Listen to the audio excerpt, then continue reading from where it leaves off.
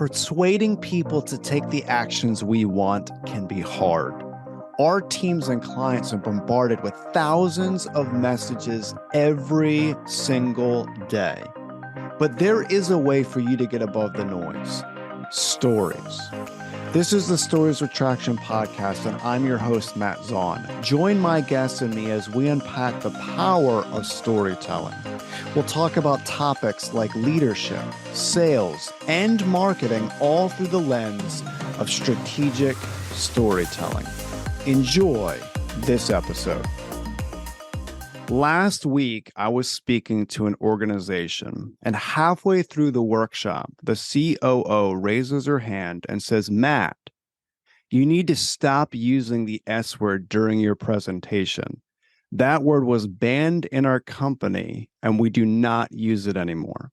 Completely stunned, I looked at her and I said, "I will respectfully use other words, but I just want you to know my relationship with the S word is clearly different than the relationship your organization has."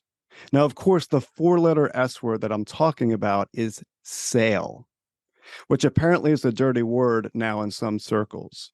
But regardless, that's what we're going to go over in this podcast episode, because today we will not be censoring the word sales, because our entire conversation will focus on unpacking numerous elements of sales.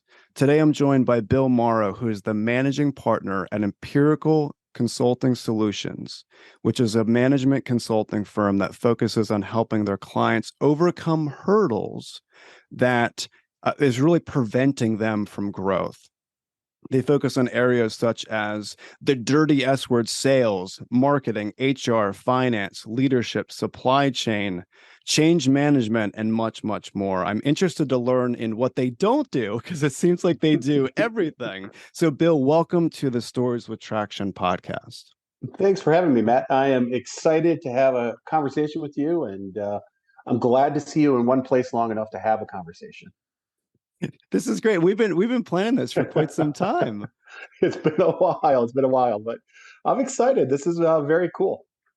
Yeah, so thank you so much for your time today. I know you're extremely busy. I do want to kick it off with just talking about sales. Like, apparently there's a lot of people that really look down on even the word sales, the relationship they have with sales.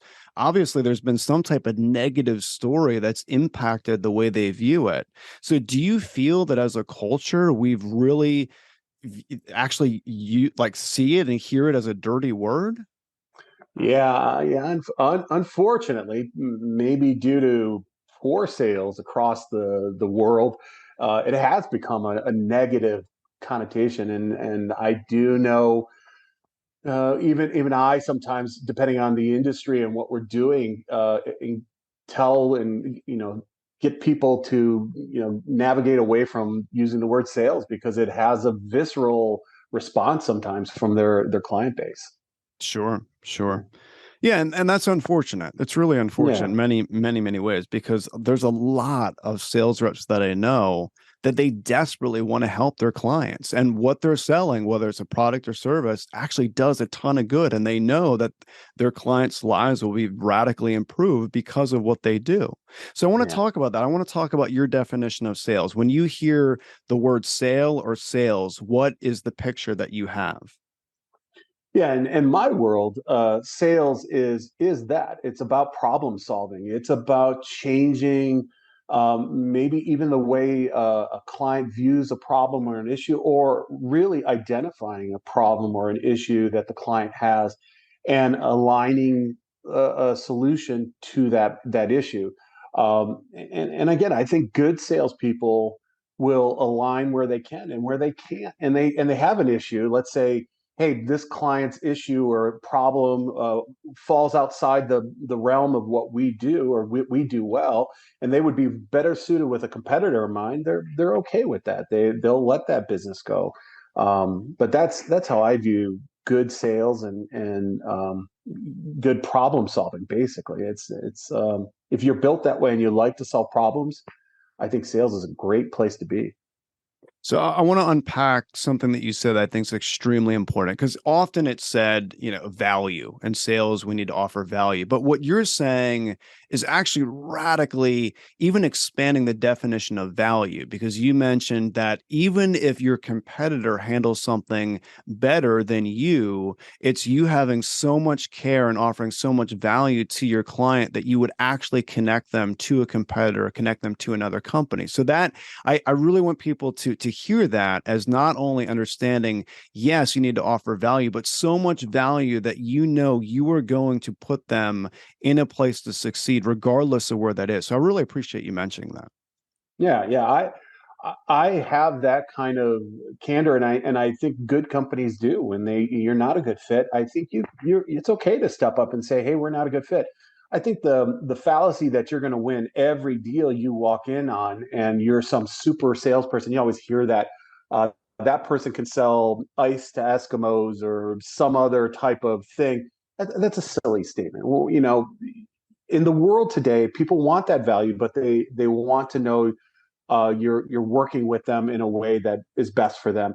And I can't tell you how many times I've walked away from business and turned that over, where that client so trusts me down the line that they're coming back to me with every issue, even when we're not good fits and they know we're not. They keep Sure. coming back to us because they know they're going to get transparency from us, and we're going to provide them as with as much value as we can in and around what we do. Sure, sure. And that's almost the difference between deception and manipulation versus Oh inspiration yeah, versus yeah, actually persuading them to take an action that will benefit them. yeah. I remember early on in my sales career, some of the exercises on, sell this pen and do this. Yeah. And it's almost like you're trying to really muscle someone into believing that it's a good product when in reality, there's better ways to go about that for sure, as you know. And I want to talk Yeah. about the different ways because even the name of your firm, I found it fascinating because you look up the meaning of empirical and it's almost experience versus theory. Like it's actually doing something versus just thinking about doing something or reading about it in a textbook. So was that part of the naming? Yeah, that was that the my business partner and founder came out of big companies. He worked for Aramark, and he was always so disappointed in when he hired consultants and other groups that they um, they used a lot of gut feel, and he really wanted something that uh, denoted strong processes and analytical analysis, and taking all of that and helping guide his end users or our clients. And that it's a strong tenet. It's a tenet of what we believe, and it's everything we do. It's not just hey, this feels good, and some of that is out there, but it's this makes sense because even when it's uncomfortable, because this is where you need to go as an organization. I like that. I Yeah, like that a lot. That's really good. So let's take a step back even before you started the company that you run now. And I want to talk about this. So several months ago, I actually had the opportunity to speak with your former boss from Lakeshore. Thank you for setting that meeting up. I very much excellent. appreciate it. Yeah. And just so the audience knows, Bill used to be the vice president of sales for Lakeshore Learning Materials, which is one of the largest retail and online suppliers of education materials in the world. So your former boss and I, we were talking, and he referred to you as a sales genius, delivering incredible amounts of value, and actually begged you to stay. But even though his pleading did not compare to your desire and vision for empirical consulting solutions. So I wanted to talk about that from a couple angles. So one, let's talk about it from just Lakeshore in general. So you come on board, you are the vice president of sales. You implement processes that you put in place that increase sales by 20% from year over year. I just want to talk about that from a culture perspective. You change the culture of that organization. What were some of the things that you implemented at Lakeshore that you feel really helped with creating a company culture of sales? Yeah, and first I'm going to hire Jared as my hype man, and There he's you going to go go. out in front of me every time ahead of time. I got to remember this. This worked out really well, so I'll do that next time. Um, but yeah, Lakeshore has an amazing culture. I mean, a fantastic company, and I was really happy there. They do amazing things, and they help. And again, you're selling products that help students learn and teachers teach. It's talk about value every day. It was really cool. But what Lakeshore lacked was they was some process, and I'm gonna use the word professionalism, and it's probably not fair, but I'm going to use it in their sales approach. They had some amazing salespeople that knew how to make relationships and work relationships, but they'd get lost in their own process. So I'd say, where are we at with that $1 million RFP deal? What does that look like? And I get, depending on who I was talking to, I get different answers and responses because they didn't know what questions to ask. They didn't understand where they were.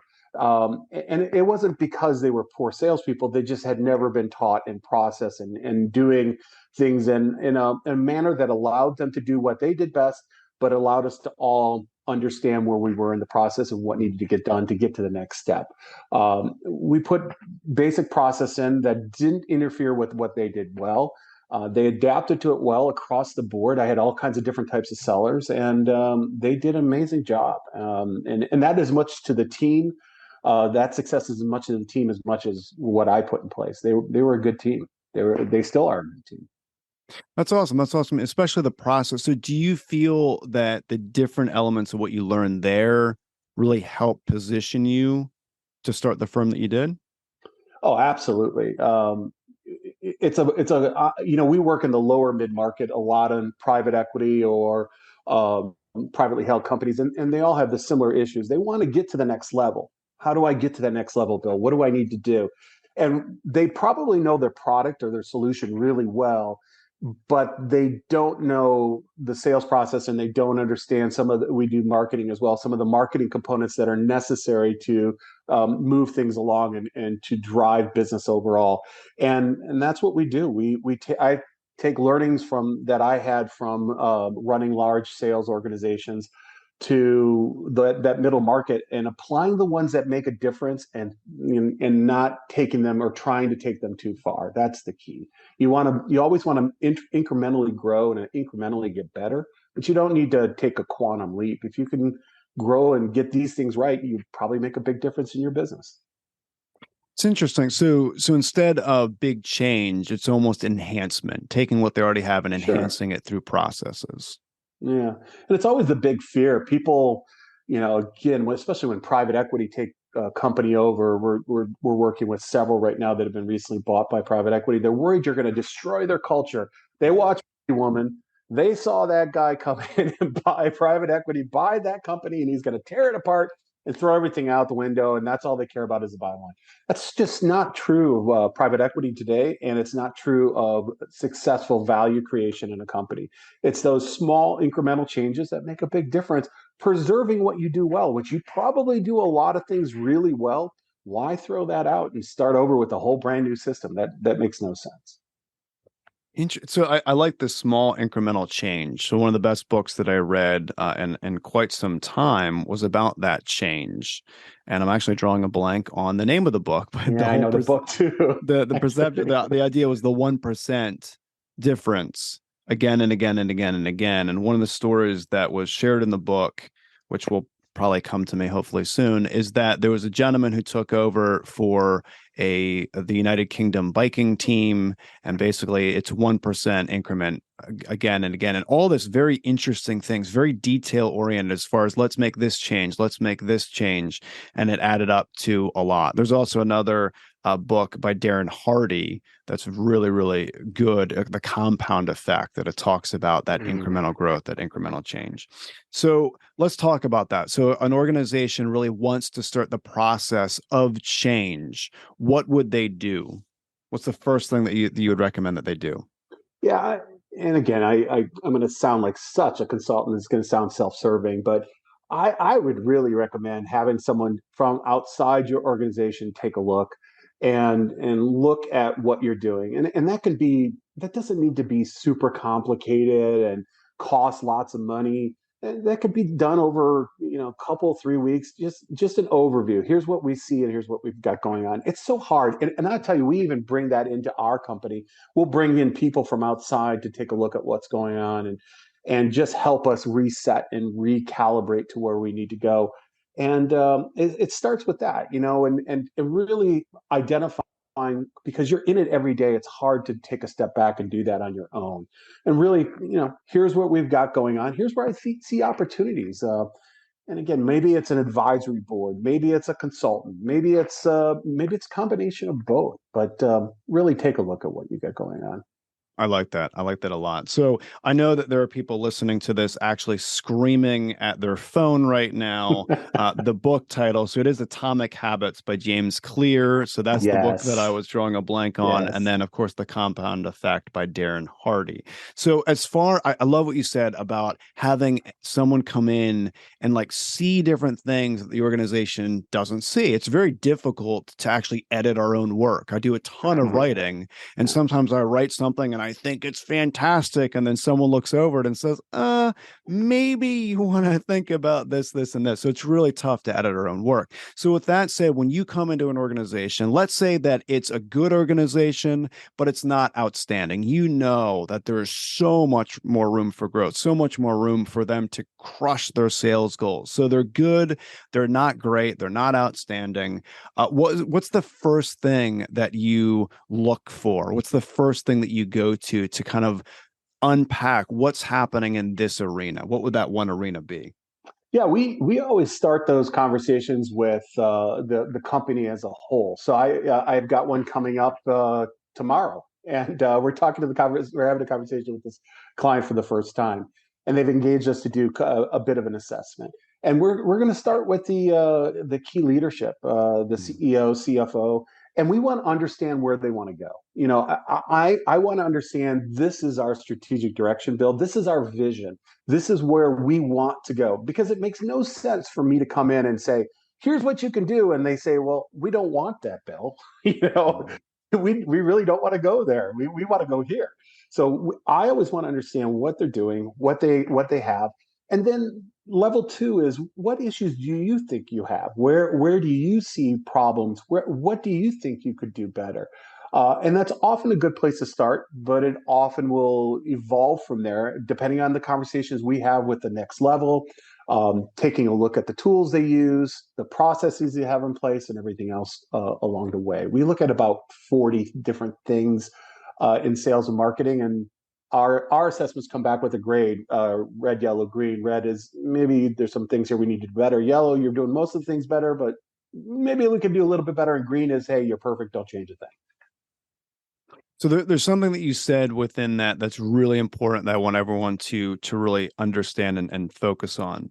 So I had mentioned to you, what's the first thing that you do? What do you say? What do you say? And your response was you listen.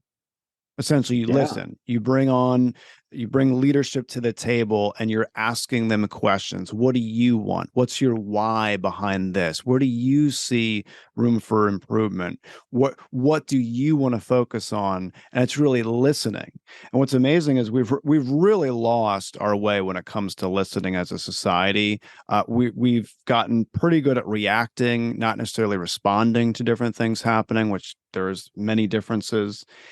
I really appreciate that. And I know it sounds very simplistic, but every single person can grow in that arena when it comes to listening. And I really appreciate that that was the very first thing that you had mentioned was you bring the leadership to the table and you're listening to what they have to say. So thank you. Yeah. It's funny, Matt, you mentioned that, and people will try to hire us and they say, I want you to teach my salespeople the magic words they need to say in order to get a sale.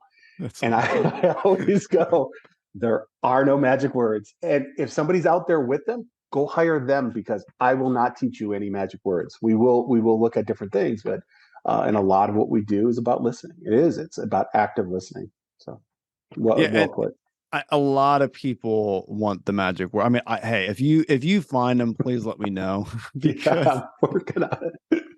There's so Uh, many personalities, so many dynamics. There's so many differences. It's no verbiage is going to work for one person, and that's where we really exactly what you're talking about. Actually listening to their needs and delivering what they need.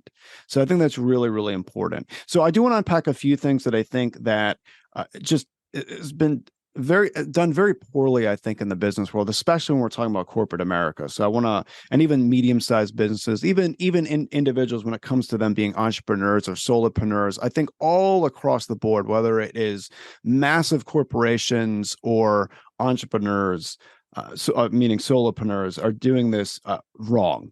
Okay, so let's unpack this. Let's talk about follow-up. mm, I think based on what I've seen, follow up is terrible across the board. I don't know what it is, but follow up is just not there. Companies do not know how to follow up properly. mm. Why is that? What is the deal when someone has a hot lead where you're working through different issues, like they want to buy, but for whatever reason there's not proper follow up. What do you think that is? Is it they don't have a process in place? Back to your process ideas, they don't have a systematic approach for follow-up. Is that the main cause of this? Boy, that's a great question, and I don't know if there's one reason for it, but yeah, to your point and what I mentioned earlier, I think process is part of that. I'm not sure. You get into the motion of the sales conversation, and now what do I do? Where do I go next? What how do I go next? And I also think goes to part of it is listening, and then part of it is just pausing and setting that next getting agreement to the next step. And I've lately I've seen a lot of fear in of being rejected or being told no, and it's when you think about it, you'd rather you hear this a lot, fail fast and get your client to tell you, no, I don't like that, or I don't like that direction. But it just seems to be an overwhelming fear. They're going outside the bounds of what I'm all about, and it's yeah. I'm kind of giving you a hodgepodge, but that's kind of what I'm seeing. And then if I don't set the next appointment, or I'm not sure how the follow up's going to go, hey, I'll get back to you next week sometime. A lot of those vague get backs, and which never happen, and then people go away. You wonder what happened to that hot lead. Yeah, that's a really good point. So I want to get back to the word you used, the no word. I do want to talk about that, but before we do, I want to just talk about the psychology, if you will, of this whole process, because I think everything you're saying regarding the actual process, systematic approach, people don't want to hear the no, and they're hesitant to reach back out. That all I completely agree with you. Mm-hmm. Part of it, and I don't have research to back this up, but just based on my experience, I, I feel like there's a natural high when someone gets a big resounding yes on a sales call or when they're in a meeting, and they literally get that natural high. They get a rush, like they're so excited. Wow, I closed this sale. And then what's interesting is maybe, and again, I don't have research to back this up, but I think part of it could be if they have to do research, if they have to do a lot of work behind the scenes and get back on board and connect with that person a week or two or three or whatever the case may be later, it takes away from that natural high. It takes away from that rush. And a lot of sales reps, they love that. They love crushing sales goals, meeting their quota, exceeding it. They love that. It's literally a natural high. So I wonder how much of it is like a psychological element. And that's really important. And I was actually just talking with someone recently about the difference between passion and profit. That I think it really is to a lot of people's detriment when it comes to business. And I painted the story of a baker, right? I mean, you could be an amazing cake baker. That's your passion. If you go into business and you open up a shop that actually sells cakes, you got to worry about profit. You have to keep the lights on. And I Yeah. feel like a lot of sales reps, they get in in this trap between, I want that natural high, I want that yes, I want to be the victor when it comes to sales in my organization. I want to feel great, but sometimes there's logic that comes into play where you do have to have systems, you do have to have processes, you do have to have mechanisms where, hey, you're not going to get that yes right out of the gate. It's going to take 3 weeks. It's going to take 3 months. It could take 3 years to close, depending on the magnitude of the sale. And it takes away from that high. So again, I don't have research to back that up, but based on what I've seen, there is psychology at play here. Oh yeah, totally. And there's always a lot, of psychology that goes into both sides of a sale. And you're spot on. Salespeople love that high. I mean, I do. I love that. Getting. I use a CRM called a Pipe Drive, and love Pipe Drive. And when you click one a deal, a little person comes running across and shoots a goal and does all, and the fanfare comes up. It's super cool. That's And awesome. I find myself excited to look forward to pushing the button one. But yeah, and you brought up a really good point, Matt. Sometimes you got to know your shortcomings as a salesperson, and being on that side, I know where my shortcomings are, and I know where I'm not good. That's why when we're going to certain clients or we're working with new folks, we typically go together as a team. We come in and I might bring my analytical operations guy who sometimes drives me nuts, but brings all of that with him. And I'm the person that's more of the vision, big picture type of guy.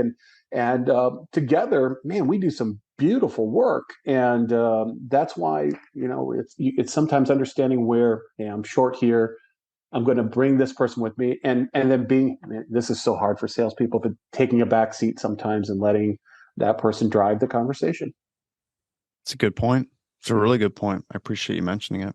Let's Mm-hmm. talk about that word, another dirty word, right? No, no. No, We hate to hear no. no. Uh, So I mentioned to you that I have 3 little kids, and I am really doing the best that I can to really create an environment where they will be great leaders one day. And it's been challenging with that no word, because there's a lot of psychology. If I continue to tell my kids no, no, no, no, what's the relationship that they're going to have with that word? So I do everything I possibly can to say no without saying no. And I worked really hard with them on emotional intelligence and understanding, why they're making the decisions that they are, because I understand that could have, I hate to use the T word, trauma, but it's going to become part of their story later on in life on their relationship to the word no, like what it actually means to them, the picture of that word in their mind. And many, many years ago, this has to at least a decade ago, I read this book.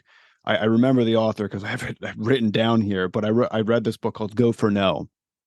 And if you've read Go for yep, No, I've but it's read by that. Yep. Richard Fenton and Andrea Waltz. They wrote this book about 15 years ago. And again, I read this book over a decade ago. I don't remember every piece of it, but I do remember a story. And basically, the whole premise was there's an individual in this book. It's based on fiction. So he's creating a bunch of stories that really unpack different sales ideas, one of which being the upsell. And he's working in like a men's clothing store, almost like a men's warehouse. And someone comes in and they want, and now I'm sure I'm paraphrasing, I'm probably butchering the story again. I read it over a decade ago, but someone comes in and they want to buy a shirt. So instead of just stopping at a shirt, he sells them a tie that goes nicely with that shirt. Oh, well, here are shoes that would go really good with this suit that you just bought. So they buy the shirt, they buy the tie, they buy the suit, they buy the shoes and basically he continues to go until that customer says, "No, I'm done. I'm done buying." And we're so frightened of that word no. And I think often this really hurts our ability to upsell, because I've seen time and time again in business where I don't know why, but we think if someone buys one of our services or one of our products, that naturally they're going to buy another service that we have, and they may not even know that we offer that service. And instead of actually telling them, so that we already have a great relationship with them, but instead of that frightening word no, I don't need that service, we don't even mention it. Yeah. And so I want to talk about that. Have you read that book, Go for No? Or do you know what I'm I you have, have? yeah, Okay. yeah. But like you, it's been about 10 years, so don't quiz me. Yeah, for sure. Yeah, No, but but was it is. it It's a wasn't good that book. powerful? It's a It powerful was. Yeah, story on it how is. if someone continues to see the value that we offer, continue to offer them value. They'll tell you no, Yep. but how much are we missing out on by not continuing to have that radical value that you talked about and Yeah. offering those things? Yeah. No, totally true. And man, I got to tell you, I this is what I miss sometimes myself. You know, you get into, hey, I don't want to ask, I don't want to be pushy, especially in the consulting world. Oh, we're pushing, consultants, and they're always looking for the next buck.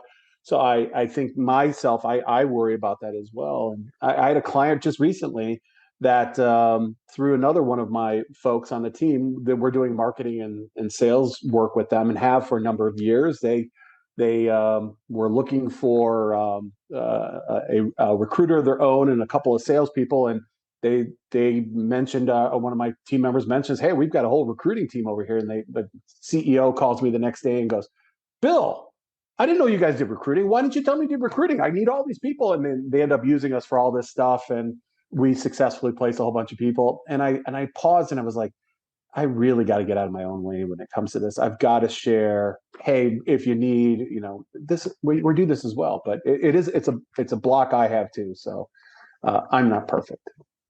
Well, I appreciate you mentioning about that recruiting piece and mentioning that story, because how terrible is it when we have a great relationship with a client, they're already utilizing one of our services, and then we find out that they're going to another outfit for something else when they could be coming to us. We Yeah. didn't tell them. We didn't Didn't tell them tell we them. offered that. It's Yes. horrible. So Horrible. I've been there too many times. So I'm kind of preaching the choir here. Yeah. So let's talk about numbers game, because one of the things about Go for No, at least the philosophy, if you will, is a numbers game. Okay. And after I read Go for No, I actually did this whole game. I had like a gamification of my business to where literally I had numbers written out where I wanted to get a certain amount of no's a month. And it was awesome. Like, it was really good. I radically increased my sales because now it was a game. Now I'm on the phone, and when I didn't hear no, it didn't add to my game. That's what I was going to reward myself at the end of the month, with how many no's. So it did increase Yeah. sales in a big, Yeah. big way. But there is kind of a danger with it, though, the numbers game versus building solid business relationships, because I've learned over the years in a very painful way that often it's really good to have great relationships and continue to add value to those already pre-established clients. Like, you're already doing business with them. So where's the balancing act between a numbers game versus business relationships? Wow, that's a great question, and I love the fact, Matt, that you bring up how the importance there. You're laying a great example of a leading indicator, right? You were going for the no. You wanted that word no, and you kept track of that. That's a unique and very cool leading indicator, because if you got so many no's, you're going to be driving more business and moving and advancing people through your sales process, which was fantastic. Yeah, I think that's one of the sales. I always tell people is part art and part science, and your goal is to learn a little bit of both. And I'm not the first person to say that, but I think that goes into the art of sales and understanding. And I think probably the biggest skill you can learn is that social emotional piece about reading and understanding what your audience is telling you by verbal and nonverbal cues. And that's one of those things that you can learn some of that in a book, some of it in videos, but it takes practice, and it's the art piece of your sales. And I think you have to recognize you've got different types of people on the other end. They learn in different manners, they react in different manners, and you're looking to react and adjust your approach depending on who you're talking to. I love that. I love that you said that, you could read all these sales books, but you need the reps. Like, we Yeah. need to be actively involved in this process. And it really goes back to what you said before on prospects saying to you, give us the words, give us the verbiage, right? Like Right. you're in the process of, moving them from prospects to clients, and all they want is like, give us the scripts, give us the words. And it's like, if you haven't done this and you haven't learned how to connect with certain personalities and understand people's why, the deeper elements of their why and what they want to do and how they want to do it, you're not going to be able to deliver the value that you talked about. It's going to be extremely difficult. And there's so many people that they'll read book after book after book after book, and they're not applying what they're reading. They're not actually doing. And it goes almost back to the name of your firm. That's why I love it so much about experience versus theory. I mean, there are tons of people that they've read so much. They've read more sales books than you, Right. Bill, but they can't sell. They can't Yeah. teach sales. Yeah. That's a problem. Yeah. Yeah. It's spot on. And it is. You got to get out there and learn it. And you and I chatted about this before. You have to be willing to learn from those experiences and go out there and do it. And it's been, especially in the pandemic, there's just been a fear of going out to do that. And now that things are getting back to face communication and the ability to move things along or just have basic conversations just seems to be lacking. So. That's a really good point. I want to kind of dive into that a little bit because society culture is changing so quick. Many, many good ways, some potentially dangerous ways in the future. And especially as a father with young children, I'm just blown away with the addiction of some of these like Instagram reels and now with TikTok. And I was having a conversation with someone the other day about this, where it's scroll, scroll, scroll, 5-second video, 5-second video. And so what are we programming our minds from a communication perspective? Like we're losing our ability to truly connect with people. And I'm seeing this, and I see this across the board. It doesn't matter if it's baby boomer, Gen X, or millennial, Gen Z. I feel like all of us are having difficulty now connecting, not just communicating, but truly connecting. And I want to talk about that. So from a communication perspective, you brought up actually a few times, has been a reoccurring theme in this conversation, but the importance with meeting with clients, actually taking time to talk. Imagine that, actually talk to people. So let's talk about that. Like what are you seeing from, yes, there's different mediums coming out. Now we're able to communicate in more ways than we ever thought possible. Is that verbal communication, whether it's in person or virtual, is that is that absolutely mission critical versus like a text or a just written word? What are your thoughts on that?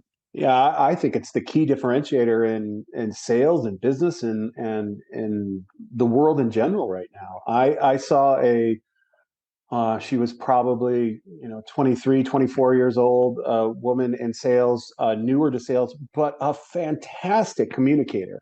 And I watched her in action just recently. She did a fantastic job and connected immediately. And my thought was, that's somebody that is going to be running a large company soon because she was just so good at it. And but you could see she was always practicing, always looking for feedback. How do I get better? Trying to improve, and was just very, very skilled communicator. I think it's a key differentiator in the world today. I watch people that come to me that we're a fast growing firm and we're hiring a lot of people. I see people from very cool schools come to me with these big degrees and expect that I'm going to hire the degree and lack the ability to have a conversation with me, even in an informal environment. And I just can't. I think it is a problem, but it's also an opportunity for those that do it well. Because it's just I see more of a need for those folks and not less because there's so few people that do it well now. Mm.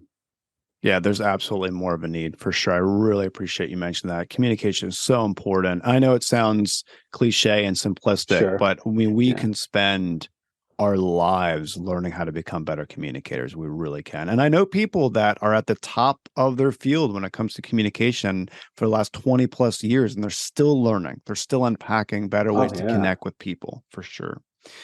So, Bill, thank you so much for your time. I very much appreciate it. I do want to wrap up with the three things that I learned, and it got me really thinking within this conversation. I know a lot of people listening to this probably got other elements, but the three that I took away, my big three takeaways, was radical value. I really appreciate it. Not just saying, let's offer value to our clients, but radical value that you so strongly have their best interest at heart that you're willing to connect them with a competitor if you know that your competitor will do a better job. That is radical value. That's the first point. The second point is radical listening.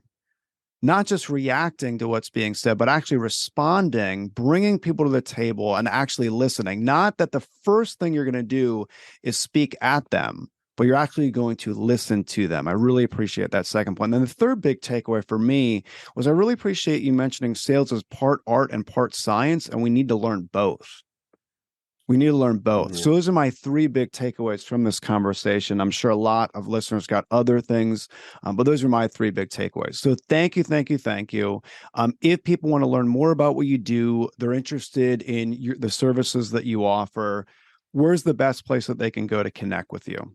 Yeah, you hit us up on our website. You can check us out, see what we're all about, and connect through to our other social media platforms and everything else. And that's thinkempirical.com. Perfect. So to make it extremely convenient for everyone, I will put that in the show notes. You could just click and you can go check out Bill, check out his company, connect with him, follow his content on LinkedIn. That's how we met. Bill, thank you so much for your time. I very much appreciate it. Thanks, Matt. Appreciate being here. Thank you for listening to the Stories with Traction podcast. Please leave a review, since positive reviews will make it easier for others to find this conversation. Next episode will launch on Friday at 8 a.m. Eastern. Until then, remember, if you want to persuade with power and inspire those around you to action, you must share more stories.